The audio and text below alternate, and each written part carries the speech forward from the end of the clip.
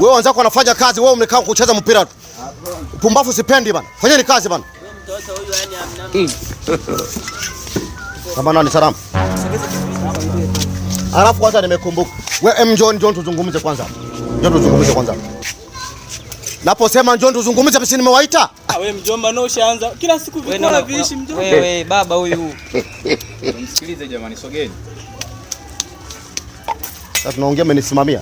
Mimi nisimame na nyinyi sema. Nani mfuata kiti pale kai. Mama Njekela watoto wanaishi vipi hawa? Familia yako si unajua lakini ilivyo. Na mambo na majukumu mengi ya kiserikali bado nataka kukusumbua. Taratibu baba, hata kama jamani wamekukwaza huko. Mimi jamani kama unavyojua, si ndio? Uchaguzi wa mwaka huu nataka nishinde kwa kishindo.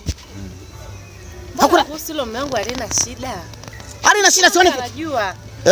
Kila mtu anajua na kila wanakoenda kule lazima wakupigie kampeni. Safi kabisa. Ni ile tu wewe hujui hilo swala. Yaani yangu.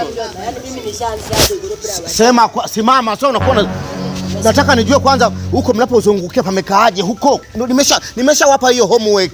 Huko wanasemaje?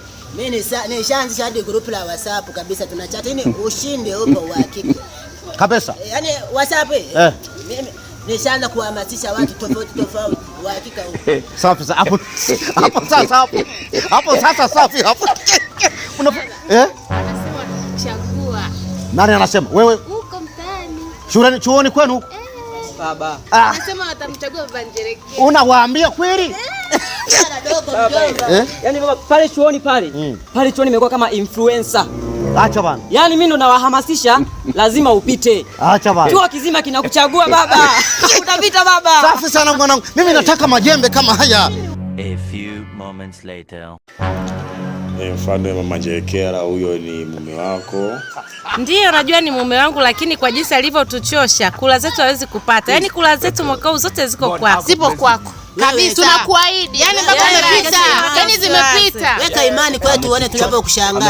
Ametuchosha sana. Tunakushangaza uweze ukaamini Na niahidi kweli mtanipa kula zenu? Yaani